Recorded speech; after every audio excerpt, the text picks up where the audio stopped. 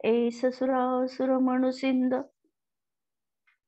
वन्दितं गोदघायिकम् अमलं प्रणमामि वर्धमानं तित्थं धम्मस्य कर्तारं शेषे पुनतिथयरे ससौवसिद्धे विशुद्धसद्भावे समनेयनानदंसन चरित तव वीर्यायारे ते ते सौवे समगं पत्तेगमेव पत्तेगं वन्दामि वर्तन्ते अर्हन्ते मानुषे खेत्ते किच्चा अर्हन्ताणं सिद्धाणं तहनं गणहराणं अच्छावयवगाणं साहूनं चेदि सौवेसिं तेसिं विशुद्धदंसन नानपहाणा समं समासेच्च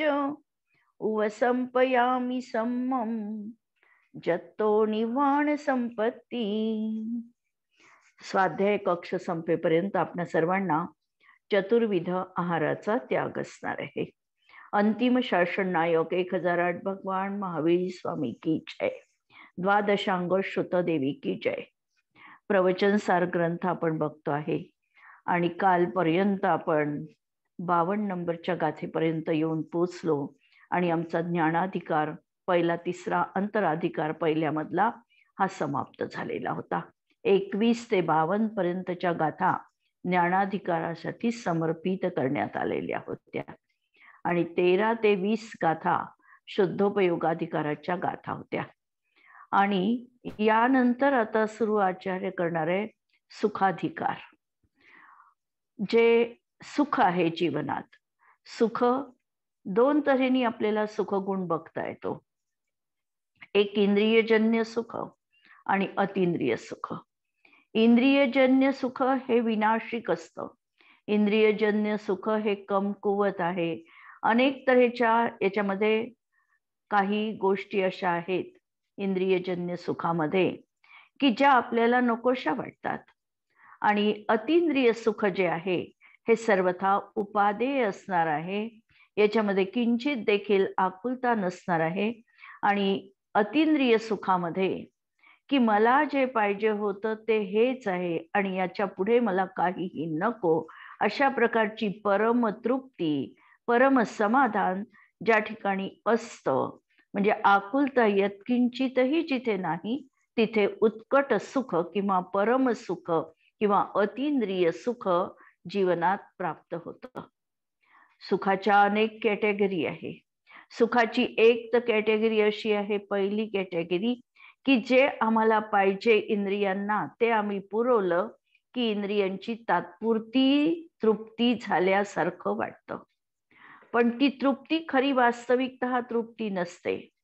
ज्याप्रमाणे तहान लागलेली आहे आणि व्यक्तीने जर बर्फाचा खडा तोंडामध्ये ठेवला तर तात्पुरती तहान शमल्यासारखी वाटते, पण दुप्पट वेगाने तहान बर्फामुळे वाढते. हे सत्य आहे. तसं इंद्रियजन्य सुख आहे की तात्पुरतं आम्हाला वाटतं की या इंद्रियजन्य सुखामुळे मला अनुभूती आनंदाची आलेली आहे, पण ही तात्कालिक असते. त्यानंतर परत इंद्रियांची प्रवृत्ती दुप्पट वेगाने उसळून येते आणि खरं सुख आम्हाला प्राप्त होत नाही. म्हणून इंद्रियजन्य सुख हे अत्यंत हीन दर्जाचं सुख आहे. दुसरंही एक सुख आम्हाला जीवनात अनुभवता येतं, कर्तव्यपूर्तीचं सुख. जीवनात अनेक कर्तव्य आमची असतात आणि या कर्तव्यांची तृप्ती करताना आम्हाला जाणवतं की अरे हे माझ्या हातून आता मी माझ्यावर जी जबाबदारी होती ती मी पूर्णपणे पार पाडलेली आहे आणि एक प्रकारची कृतकृत्यता जीवनात लाभतं आणि त्यालाही आम्ही सुख मानून बसतो. पण हे सुख देखील खरं वास्तविक सुख असू शकत नाही. तात्पुरता कर्तव्यपूर्तीचा आनंद आम्ही अनुभवतो. कुणी प्रशस्तीची थाप जर पाठीवर दिली तर आम्हाला अधिक चांगलं वाटतं, परंतु तरी देखील यानंतर मला काहीतरी माझ्यासाठी हवं आहे, ही आमची आंतरिक तळमळ, आमची आंतरिक खाक इथेही कायम असते. म्हणून हे दुसऱ्या दर्जाचं सुख हेही खरंच सुख नाही आहे. तिसऱ्या सुखाची कॅटेगरी अशी असू शकते की समजा आम्ही निस्वार्थ भावनेने परोपकार करतोय, आमचा कुठलाही अभिलाषा त्या ठिकाणी नाही. एवढंच नव्हे तर मला कुणी चांगलं म्हणावं, मान सन्मान करावा अशी देखील आमची अभिलाषा त्या ठिकाणी असत नाही. आणि आम्ही ती क्रिया परोपकाराच्या केवळ एकमेव हेतूने करतो. आदहितम कादव्यम आणि परहितम च कादव्यम, पराचं हित देखील आम्ही करण्याचा प्रयत्न करतो. पण आचार्यांना या सुखाला देखील, आत्मिक सुखाला हे सुख देणारं आहे असं मानता येत नाही.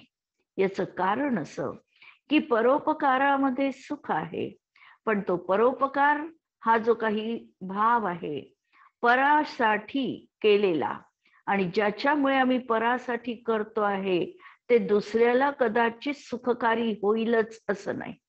जगामध्ये त्याची वाहवा होईल, प्रशंसा होईल, परंतु तरी देखील आत्मिक सुखाची जी काही जाती आहे ही वेगळ्याच प्रकारची जाती आहे. म्हणून परोपकारामध्ये देखील कथनचित थोड्याफार प्रमाणामध्ये या दोन सुखाच्या जातीपेक्षा थोडी वरच्या कॅटेगरीची ही जाती असू शकते. आणि ते जीवनात आम्ही करतो देखील आणि करायलाही पाहिजे. पण करत असता हेच माझं अंतिम साध्य आहे, इथेच मला थांबायचं आहे, ही वृत्ती न ठेवता माझ्या आत्मतत्वाची अनुभूती आणि त्यामुळे मिळणारं आत्मिक सुख, या सुखाला मला प्राप्त करायचंय आणि हेच आमचं अंतिम साध्य आहे. आचार्य सांगतात म्हणून आम्हाला आमचं साध्य निर्धारित करायचं नाही.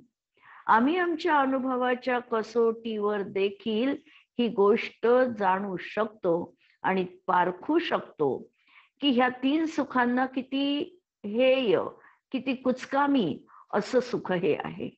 इंद्रियजन्य सुखाची तर आज आम्ही इंद्रियांची जेवढी तृप्ती करू त्याच्या दुप्पट वेगाने इंद्रियांची इच्छा वाढलेली आम्हाला दिसते.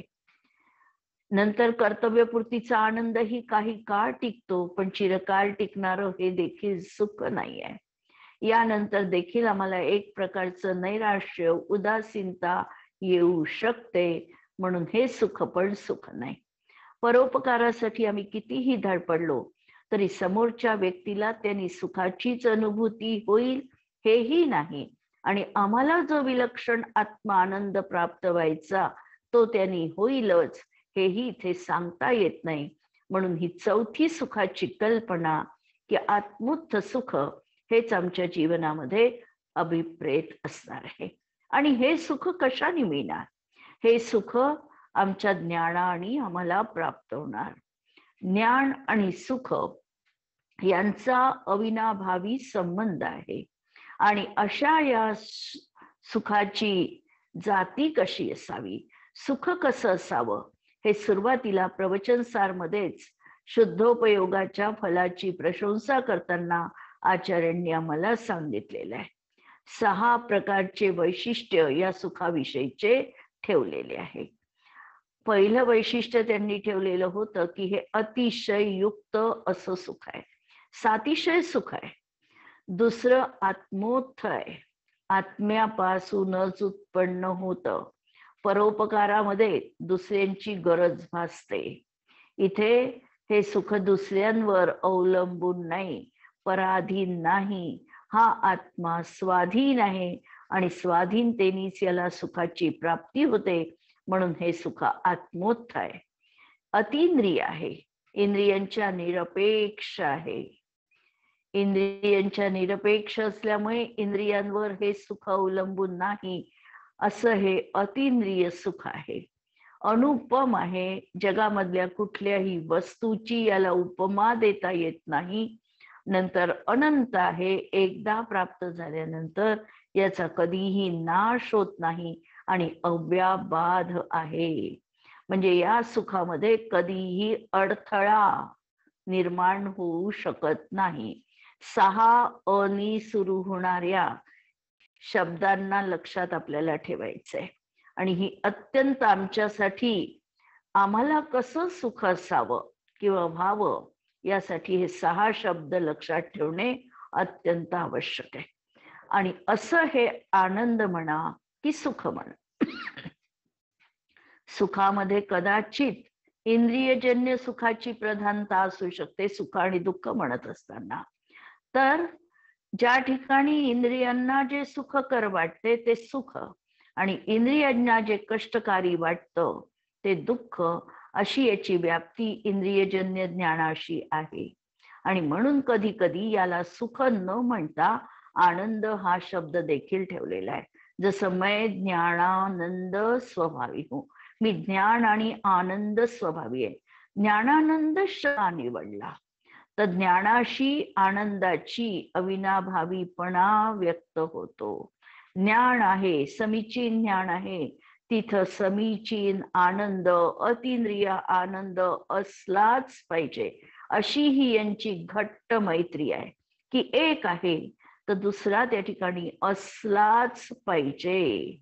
ज्ञान आहे आणि खेदखिन्नता असेल असं संभवू शकत नाही. ज्ञान आहे तिथे आनंदाची अनुभूती, स्वतःहून अंतरंगामधला आनंद आणि एवढा असीम आनंद की हा आनंद आम्हाला दुसऱ्यांना सांगितल्याशिवाय राहत नाही, अशी ही आनंदाची उर्मी, असा हा आनंदाचा सागर, असा हा आनंद कंद आत्मा म्हणजे मी स्वयं आहे. आणि असा हा आनंद ज्ञानाशी अत्यंत संबंधित असा आहे. जिथे ज्ञान आहे, समीचीन ज्ञान आहे, तिथे आनंद असणारच आहे. हीच गोष्ट आता या 53व्या गाथेमध्ये आचार्यांनी स्पष्ट केलेली आहे. अत्यमुत्तम उत्तम अदिंदियम इंदियम च अर्थेषु नाणं च तः सौख्यम जमते सुपरम च तम नेयम. अत्यमुत्तम उत्तम अदिंदियम इंदियम च अर्थेषु नाणं च तः सौख्यम जमते सुपरम च तम नेयम. जम अर्थेषु, पदार्थ, अर्थ म्हणजे पदार्थ, ज्या पदार्थांसंबंधी, नाणम ज्ञान, अमूर्तम च मूर्तम अमूर्त आणि मूर्त, तसेच अदिंदियम इंद्रियम अर्थी, त्याचप्रमाणे अतिंद्रिय आणि ऐंद्रिय असते. अतिंद्रिय आणि इंद्रियजनित असतं, म्हणजे अतिंद्रिय म्हणजे इंद्रियांच्या रहित आणि इंद्रियज म्हणजे इंद्रियांनी उत्पन्न होणार. चतः सौख्यम, ज्याप्रमाणे ज्ञान आपण मूर्तिक बघितलं होतं आणि अमूर्तिक बघितलं होतं, मूर्तिक पदार्थासंबंधी आणि अमूर्तिक पदार्थासंबंधी, त्याप्रमाणे सुख देखील मूर्तिक आणि अमूर्तिक आहे. म्हणून सुख देखील मूर्तिक आणि अमूर्तिक आणि अतिंद्रिय आणि इंद्रियजन्य पण आहे. जतेसुंच परम, आणि यापैकी जे उत्कृष्ट आहे, तम नेयम, ते उपादेय मानायला पाहिजे. उत्कृष्ट कोणतं आहे तर अमूर्तिक ज्ञान आणि अतिंद्रिय सुख हे जीवनामध्ये अत्यंत महत्वाचं असल्यामुळे तेच ज्ञान उपादेय आहे. आणि जे ज्ञान उपादेय आहे तेच सुख देखील उपादेय असणार आहे. ज्ञान आणि सुख, टीका पहा. ज्ञान आणि सुख दोन प्रकारचे आहे.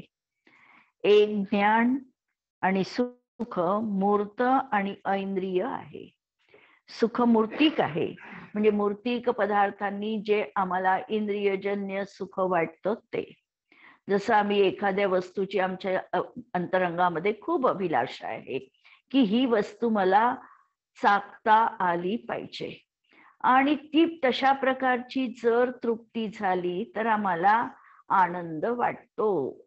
आनंद वाटतो. हा जो आनंद आहे किंवा हा हे जे सुख आम्हाला ते प्रतिभासित झालेलं आहे, हे इंद्रियजन्य सुख आहे. रसनेंद्रियाच्या तृप्तीच्या माध्यमातून जी सुखाची अनुभूती झाली ती इंद्रियज आहे. किंवा घ्राणेंद्रियाची किंवा चक्षुरेंद्रियाची कोणत्याही इंद्रियांच्या माध्यमातून जी आमची विषयांची तृप्ती झाली त्या सुखाला इंद्रियजन्य सुख असं म्हटलं जातं. आणि इंद्रियजन्य सुख आम्हाला का मिळालं याचाही जर आम्ही सखोलतेने विचार केला तर आम्हाला असं दिसतं की इंद्रियांनी विषय भोगले म्हणून सुख मिळाले ही वरवरची त्या ठिकाणी रूपरेखा दिसते. की वरवर बघता असं वाटतं की आम्हाला ही वस्तू हवी होती आणि ही वस्तू आम्हाला मिळाली, ती आम्ही भोगली आणि म्हणून तृप्ती झाली. परंतु हेही गणित थोडं जर बारकाईने आम्ही बघितलं तर हे देखील गणित असं दिसतं तसं नाही. आम्हाला अनेक दिवसांपासून एखादी वस्तू खाता यावी किंवा भोगता यावी अशा प्रकारची अभिलाषा अंतरंगात होती. म्हणजे आकुलता आमच्या अंतरंगामध्ये विद्यमान होती. ती वस्तू मिळाली आणि भोगली, त्यामुळे आमची जी आकुलता होती ती संपली आणि म्हणून सुखाची प्राप्ती झाली. वास्तविकतः गणित हे असं आहे. पण आम्ही मात्र वस्तू भोगली आणि म्हणून सुख मिळालं अशी विपरीत मान्यता इथे करून घेतो. म्हणून इंद्रियजन्य सुख असेल तर तेही सुख खरं वास्तविकतः अनाकुलतेनेच उत्पन्न होते. ही बाब सूक्ष्म दृष्टीत आपण सगळ्यांनी लक्षात घ्यायची आहे. म्हणून सुख आणि ज्ञान हे मूर्तिक आणि इंद्रियजन्य. मूर्तिक आहे याचा अर्थ की इंद्रियांनी जे भोगता येतं ते मूर्तिक म्हटलं जातं आणि त्याच्या माध्यमातून जे सुख मिळालं ते इंद्रियज सुख म्हटल्या जातं. आणि दुसरं अमूर्त आणि अतिंद्रिय असं ज्ञान पण अमूर्त आहे आणि ज्ञान सुख देखील अतिंद्रिय आहे. सुख अतिंद्रिय कसं की ज्या वेळेला आम्हाला खरा ज्ञानाचा आनंद येतो, कदाचित ही अनुभूती आपण सगळ्यांनी घेतली असेल की कदाचित आम्ही एखादी गोष्ट वाचतो आहे, ज्ञान आम्ही संपादन करण्याचा प्रयत्न करत आहोत आणि एखादं असं काही क्लिष्ट विषय येतो की त्या ठिकाणी आम्हाला अडतं, आम्हाला त्याचा अर्थ लागत नाही आणि आमचं मन वारंवार त्याचा अर्थ काय असावा, काय आचार्यांना त्याच्यातून सांगायचंय, या शब्दांच्या माध्यमातून काय त्यांना डिनोट करायचं आहे, इथे आमचं मन घुटमळत राहतं आणि अचानक आम्हाला दिसतं की याचा सहज अर्थ आम्हाला लागलेला आहे आणि त्यावेळेचा जो आनंद आहे हा आनंद ज्ञानाचा आनंद आहे. कारण कोणतंही आम्ही दुसरं अवलंबन घेतलं नाही, इंद्रियांनी आम्ही काहीही केलं नाही, वस्तू उपभोगली नाही आणि तरी देखील आमचा ज्या मनामध्ये प्रश्न होता, समस्या होती, तिचं समाधान झालेलं आहे, निराकरण झालेलं आहे. आम्हाला एक प्रकारे वेगळ्या प्रकारची अनुभूती आली आहे, आम्हाला त्या शब्दांची भावभासना कळली आहे आणि त्याच्यामध्ये जो आनंद आमचा निर्माण होतो तो म्हणजे आमचा ज्ञानाचा आनंद आहे. व्यवहारातही जर असा आनंद आम्हाला अनुभवता येतो तर ज्यांच्या जवळ पूर्ण केवल ज्ञानाची प्राप्ती आहे त्यांना असा आनंद का अनुभवता येऊ नये. अर्थात असाच आनंद त्यांच्या जीवनात निरंतर सदैव विद्यमान असतो. म्हणून सुख देखील दोन तऱ्हेचं आहे, इंद्रियज सुख आणि अतिंद्रिय सुख. ज्ञान देखील दोन तऱ्हेचं आहे, इंद्रियजन्य ज्ञान आणि अतिंद्रिय ज्ञान. आता या चार पैकी जे अमूर्त आणि अतिंद्रिय आहे ते प्रधान असल्यामुळे उपादेय जाणावं. या ठिकाणी जे अमूर्तिक आहे म्हणजेच आत्म्याविषयीच आहे आणि अतिंद्रिय आहे जे इंद्रियांवर अवलंबून नाही, असं हे ज्ञान आणि सुख हे प्रधान आहे आणि म्हणून ते उपादेय जाणावे. यापैकी पहिले मूर्त आणि इंद्रिय ज्ञान आणि सुख हे मूर्तिक क्षायोपक्षमिक उपयोग शक्तीद्वारा मूर्त इंद्रियांपासून उत्पन्न होणारे पराधीनतेमुळे कादाचित्त असतं. आता पहिलं जे काही सांगितलं आहे आम्हाला विशेषतः बघा की पहिलं जे मूर्त किंवा इंद्रियजन्य ज्ञान आहे किंवा सुख म्हणा, काही म्हटलं तरी चालेल, कारण सुख आणि ज्ञान हे दोन अभिन्न आहे. कारण सुख हे ज्ञानातच आहे आणि ज्ञान म्हणजेच सुख आहे, अशी अभेद दृष्टी तिथे आम्ही लावू शकतो. म्हणून सुख म्हटलं तरी चालते, ज्ञान म्हटलं तरीही चालेल. तर यापैकी पहिलं मूर्त आणि इंद्रियजन्य ज्ञान किंवा सुख हे मूर्ती क्षयोपक्षमिक, म्हणजे आम्हाला ज्या ज्ञानाच्या माध्यमातून प्राप्ती झालेली आहे ते आमचं ज्ञान मूर्तिक आहे, म्हणजे क्षयोपक्षमिक जनित आहे. कर्माच्या क्षयोपक्षमाची त्या ठिकाणी गरज भासणार आहे. म्हणून त्या ज्ञानावर देखील मूर्तीपणाचा उपचार केला जातो.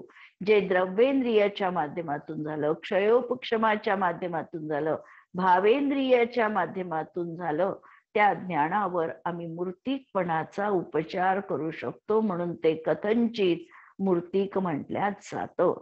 आणि आपली उपयोग शक्ती म्हणजे चैतन्याचा जो परिणाम आहे त्या परिणामाद्वारा, परंतु तो परिणाम आता मूर्तिकाला न जाणता मूर्तिक द्रव्याला जाणण्यासाठी प्रवृत्त झालेला आहे.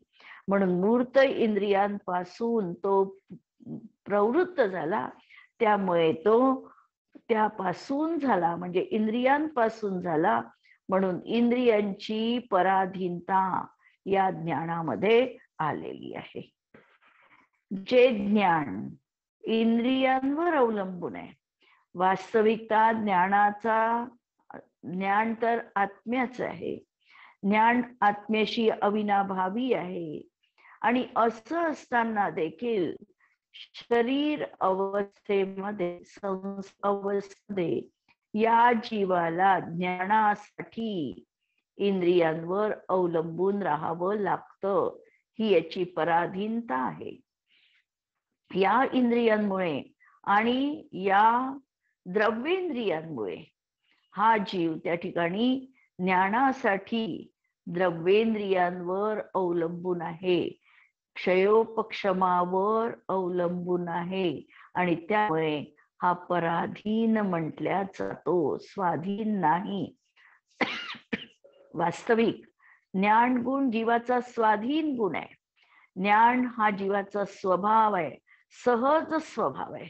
आणि तरी देखील इंद्रियजन्य ज्ञानावर त्याला अवलंबून राहावं लागतं, संसार अवस्था असल्यामुळे.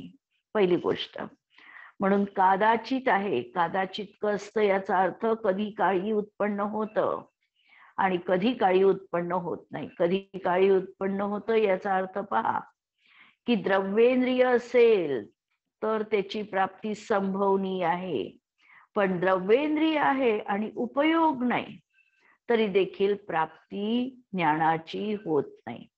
एखादी वस्तू आमच्या ताटात आहे, आम्ही ती खातो आहे आणि खात असताना जर कोणी प्रश्न केला की याच्यामध्ये काय कमी जास्त झालेला आहे या पदार्थात हे सांग, आमचा खाण्यामध्ये उपयोग तल्लीन नसेल तर आपण म्हणतो थांब मी खाते आणि मग सांगते.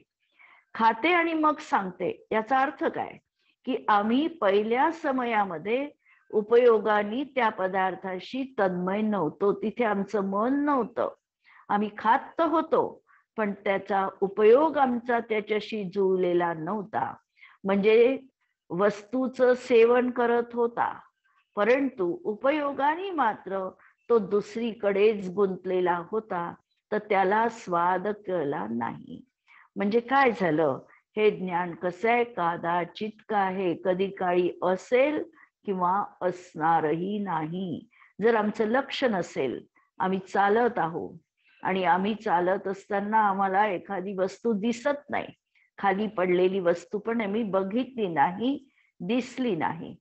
दिसली नाही, डोळे आहे पण डोळे असून दिसली नाही म्हणजे उपयोग तिथे केंद्रित नव्हता. म्हणून ती नजरेआड झाली, आमच्या चक्षुइंद्रियाचा विषय बनली नाही. आमचं हे ज्ञान असं पराधीन आहे आणि कदाचित का आहे, म्हणजे कधी काळी उत्पन्न होतं, कधी उत्पन्न होईलच हे सांगता येत नाही. सगळ्यांची समग्रता असेल तर ज्ञानाची प्राप्ती आहे. लब्धी उपयोग पाहिजे आणि इकडे द्रव्येंद्रियाची पूर्ती आणि उपयोग पण पाहिजे, तर आम्हाला ज्ञानाची प्राप्ती संभवनीय आहे. म्हणून हे असं कधी काळी उत्पन्न होणारं कदाचित आहे. नंतर क्रमप्रवृत्त आहे. क्रमप्रवृत्तीवर तर आपण निरंतर आतापर्यंत भाष्य करतच आलेलो आहे की कसं आहे, आम्हाला सगळ्या वस्तूंना युगपत जाणण्याची अभिलाषा आहे, पण आमचं ज्ञान इतकं पराधीन आहे की आम्ही वास्तविकतः पंचेंद्रिय असून देखील, लक्षात घ्या वाक्य, पंचेंद्रिय असून देखील उपयोगाच्या दृष्टीने एकेंद्रिय आहे. जर कुणी आपल्याला एकेंद्रिय म्हटलं तर राग यायचं कारण नाही, कारण आम्हाला 5 इंद्रिय आहेत हे नक्की आहे. मनुष्य आहे, 5 इंद्रिय आहे, पण उपयोगामध्ये 5 इंद्रियांचा युगपत उपयोग होऊ शकत नाही. या दृष्टीने आम्ही खऱ्या अर्थाने एकेंद्रिय पण असणार आहोत. आमच्या ज्ञानाची अशी क्रमप्रवृत्ती आहे की आम्ही रसनेंद्रियांनी जर रसाचा स्वाद घेत असू, त्या समयात आम्ही चक्षु इंद्रियांनी पाहू शकत नाही. कर्णेंद्रियांनी आमचं ऐकण्याचं काम सुरू आहे, त्यावेळी आम्ही पुस्तकामधले असलेले शब्द वाचू शकत नाही. पराधीनता आहे, क्रमप्रवृत्तपणा आहे. एकानंतर एक याच क्रमाने ज्ञान होणार आहे. आणि असं ज्ञान होताना समजा आता आम्ही ऐकतो आहे, ऐकत असताना आमची श्रवणेंद्रियाची ज्ञानाची प्रवृत्ती आहे. नंतर आम्ही पुस्तकामध्ये ते शब्द पाहण्याचा प्रयत्न केला, म्हणजे आमचा चक्षु इंद्रियाचा उपयोग सुरू होणार आहे. आणि हा उपयोग सुरू होण्याच्या मध्ये परत आम्हाला चक्षुदर्शन असावं लागणार आहे. तर डोळ्यांनी बघतोय, डोळ्यांनी बघत असताना चक्षुदर्शनाची गरज आहे. आता चक्षु इंद्रियाचा विषय संपला आणि आम्ही परत कानांनी ऐकतो आहे, त्यावेळेला अचक्षुदर्शन व्हावं लागतं आणि मग शब्द कानावर पडतात. म्हणजे अशा प्रकारची क्रमप्रवृत्ती आमच्या ज्ञानात आणि दर्शनात निरंतर आहे. छदमत्थानम न दोन्ही उपयोगा, छद्मस्थ जीवांना दोन्ही उपयोग युगपत असत नाही.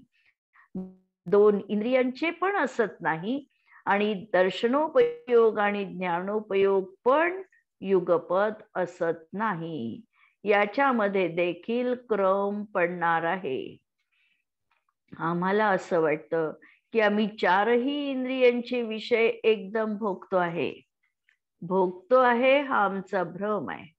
जसं जर पंखा आहे, पंखा वेगाने फिरतो आहे, त्यावेळेला आम्हाला त्याचं एकच पातं भासित होतं, पण वास्तविकता तो 3 किंवा 4 पात्यांचा असणार आहे. ते 4 किंवा 3 पाते न दिसता जशी एकरूपता आम्हाला तिथे दिसते, त्याप्रमाणे ज्ञान होताना देखील अशा प्रकारची उपयोगाची सतत पलटणी आहे. ज्ञानोपयोग, एका इंद्रियाचा ज्ञानोपयोग संपला आणि दुसऱ्या इंद्रियाचा ज्ञानोपयोग सुरू होणार असेल तर मध्ये दर्शनोपयोग अवश्यम भावी असलाच पाहिजे. ही क्रमप्रवृत्ती आमच्या दर्शनामध्ये आणि ज्ञानामध्ये निरंतर आहे. म्हणून हे ज्ञान कसं आहे तर क्रमप्रवृत्त आहे. प्रतिपक्षाने सहित आहे. प्रतिपक्षाने सहित आहे म्हणजे विरोधानी सहित आहे. विरोधानी सहित आहे याचा अर्थ त्याच्यामध्ये कधी आज जाणणं कमी असेल, कधी दुसऱ्याला जाणणं असेल. बाधा सहित आहे म्हणजे सुख असेल तर दुःख देखील त्या अनुषंगाने असणारच आहे. अशा प्रकारच्या या ज्ञानांमध्ये प्रतिपक्षपणा, विरोधी पक्षांनी ते सहित असं ज्ञान असणार आहे. आणि नंतरची गोष्ट सांगितली की हे हानी वृद्धीने सहित असतं. कधी कधी असा क्षयोक्षम तीव्र दिसतो की खूप आम्हाला आठवतं आणि कधी कधी क्षयोक्षम कमी होतो. पाठ असलेलंही आम्हाला आठवत नाही. अशी ही ज्ञानामध्ये सातत्याने हानी वृद्धी सतत होत राहते. कधी कधी अनेक काळ लोटून गेल्यानंतर एखादी गोष्ट आमच्या स्मरणामधनं विसरतो आम्ही. आणि कधी एखादी गोष्ट कितीही काळ उलटला तरी आम्हाला जशीच्या तशी मनपटलासमोर असलेली दिसते. असं हे आमचं ज्ञान हानी आणि वृद्धीनी सहित आहे. कधी कधी नसलेलं पण आम्ही त्याच्यामध्ये वाढवतो किंवा सांगतो. असं हे ज्ञान आमचं अत्यंत हीन दर्जाचं म्हटल्या जातं. हे ज्ञान हानी वृद्धीनी सहित आहे, अतएव गौण आहे. म्हणून इंद्रियजन्य ज्ञान आमच्या सुखासाठी कारणीभूत नाही, हा निर्णय आजच्या पर्यायीत आम्हाला करायचा आहे. इंद्रियजन्य ज्ञान कितीही असेल, खूप आम्हाला सगळ्या प्रांतांमधलं सगळं ज्ञान आहे. अनेक तऱ्हेच्या सामान्य ज्ञानाच्या परीक्षा आम्ही दिलेल्या आहे. सगळं आम्हाला त्या ठिकाणी ज्ञात आहे. पण हा ज्ञात करून घेणारा एक आत्मा जर आम्हाला समजत नसेल तर ते बाह्य ज्ञान देखील आमचं तुच्छ म्हटल्या जातं, निरुपयोगी म्हटल्या जातो. बाह्य ज्ञानासोबत आमचं हे जे एकरूप आत्मतत्वाचं ज्ञान हे आम्हाला प्रदान करावं लागतं. जसं एखाद्या वेळेला एखादी व्यक्ती आहे आणि त्या व्यक्तीला बाह्य विषयांची खूप महती वाटते. बाह्य विषयांमध्येच तो गुरफटलेला आहे. पण बाह्य विषयांचं ज्ञान ज्या आत्मतत्वापासून त्याला मिळालेलं आहे, या आत्मतत्वाला जाणण्याचा तो यत्किंचितही प्रयत्न करत नसेल तर हे ज्ञान शेवटी निरुपयोगी म्हटल्या जातं. कितीही ज्ञान असेल, पंडित जरी बनला आणि तो आत्म्याविषयी उदासीन असेल, त्याला माहिती नसेल तर त्याचं ज्ञान देखील हे महत्वपूर्ण नाही. असं हे ज्ञान अतएव गौण आहे. म्हणून हे इंद्रियजन्य ज्ञान आणि सुख हे हेय आहे. दुसरं, अतींद्रिय आणि अमूर्त ज्ञान व सुख अमूर्त आणि चैतन्यानुविधायी अशा एकाच आत्मपरिणमन शक्तीद्वारा, हे जे आमचं अमूर्त ज्ञान आहे, आत्म्याविषयीचं ज्ञान आहे, किंवा अमूर्त सुख आहे म्हणजे आत्मजन्य सुख आहे, जे आत्म्यापासून उत्पन्न झालेलं अनुपम सुख आहे. हे सुख कसं आहे तर या सुखानी चैतन्याचं अनुसरण केलेलं आहे. म्हणून चैतन्यानुविधायी असं हे सुख आहे. हे जे सुख आहे हे बाकीच्या गोष्टीत रममाण न होता चैतन्याची जी धारा आहे, ज्ञाता द्रष्टा पण आहे, या चैतन्य परिणतीचं त्यांनी अनुसरण केलेलं आहे. त्याच्या सोबतच हे सुख जीवनात मिळणार आहे. म्हणून चैतन्यानुविधायी अशा एकाच म्हणजे परनिरपेक्ष अशा आत्मपरिणमन शक्तीद्वारा, आणि हे सुख उत्पन्न जे होणार आहे किंवा हे जे ज्ञान उत्पन्न होणार आहे, यासाठी कारणभूत काय आहे तर स्वतःची ज्ञान शक्ती. जे इंद्रियजन्य सुख होतं ते बाह्य साधनांवर अवलंबून होतं. वस्तू मिळाली का, द्रव्येंद्रियाची पूर्ती आहे का, तर या सुखाची प्राप्ती होणार होती. पण यासाठी दुसऱ्या कुठल्याही परिणतीची गरज नाही, साधनाची गरज नाही. हे स्वतःच्याच आत्मशक्तीमधून असं उत्पन्न होणार आहे, त्याद्वाराच याची पूर्ती आहे. आणि म्हणून असं अमूर्त चिन्मात्र चैतन्य स्वभावी अतींद्रिय स्वाभाविक चैतन्याकार परिणतीपासून उत्पन्न होणारे अत्यंत स्वाधीनपणामुळे नित्य आहे.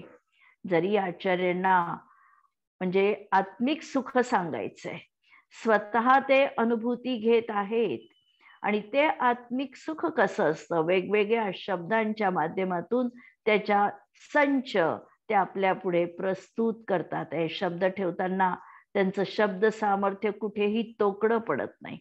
त्यांची अनुभूती शब्दामध्ये सांगताना असीम शब्द आणि नवनवीन शब्द त्यांच्या प्रतिभेला त्या ठिकाणी लाभलेले आहे. म्हणून पहिल्यांदा जे शब्द ठेवले त्यापेक्षा वेगळे शब्द की अमूर्त आहे, चिन्मात्र आहे, म्हणजे चैतन्य स्वरूप आहे, चैतन्याने परिपूर्ण असं ते आनंद, अलौकिक आनंद आहे, अतींद्रिय आहे, स्वाभाविक आहे, म्हणजे कृत्रिम नाही, आर्टिफिशियल नाही. जरी एखादं प्लॅस्टिकचं फूल त्या ठिकाणी अगदी चांगल्या म्हणजे ताज्या फुलासारखं दिसत असेल तरी देखील त्या ठिकाणी जो फुलाचा स्वाभाविक सुगंध आहे त्या आर्टिफिशियल याच्यामध्ये असू शकत नाही. त्याप्रमाणे हे जे त्यांचं स्वाभाविक सुख आहे, हे स्वाभाविक सुख स्वतःपासून निर्माण झालेलं आहे. इथे कृत्रिमता नाही, म्हणून स्वाधीनतेची आणि स्वाभाविकपणाची जोड त्यांच्या जीवनात आहे. आणि असं चैतन्याकार, चैतन्य रूप अशा परिणतीपासून उत्पन्न होणारे अत्यंत स्वाधीन आहे आणि म्हणून नित्य आहे. युगपत प्रवृत्त होतं, प्रतिपक्षानी रहित आहे. याला आता दुसरी बाजू नाही, त्याला दुसरी बाजू होती. सपरम च बाधा सहितम असं ते सुख होतं. परंतु या ठिकाणी मात्र प्रतिपक्ष नाही. सुख म्हणजे निर्भय सुख, त्याला दुःखाची किनार पण नाही, असं हे सुख आहे आणि हानी वृद्धीने रहित आहे आणि म्हणून प्रधान अर्थात श्रेष्ठ आहे. अतएव अमूर्त अतींद्रिय ज्ञान आणि सुख हेच उपादेय आहे. ही गोष्ट सुरुवातीला सुखाधिकार मध्ये आचार्यांनी प्रस्तुत केली की पहिले जे ज्ञानाधिकारासाठी एवढ्या दृढतेने ती गोष्ट आचार्यांनी स्थापित केली, ह्याचं कारणच असं की समीचीन ज्ञान झालं की समीचीन सुखाची नांदी जीवनात असणार आहे. आणि इथे सुख आणि ज्ञान यांची अभिन्नता दाखवून या अशा सुखाला तुम्ही प्राप्त करा, हा बहुमोल संदेश आम्हाला या गाथेतून दिलेला आहे. आज आपण इथेच थांबूया आणि परत उद्याचा प्रयोग काय करायचा ते आपण बघूया. जिनवाणी के ज्ञान से सूझे लोकालोक, सो जिनवाणी मस्तक नमो सदा देत हो भोग. नमो अरिहंताणम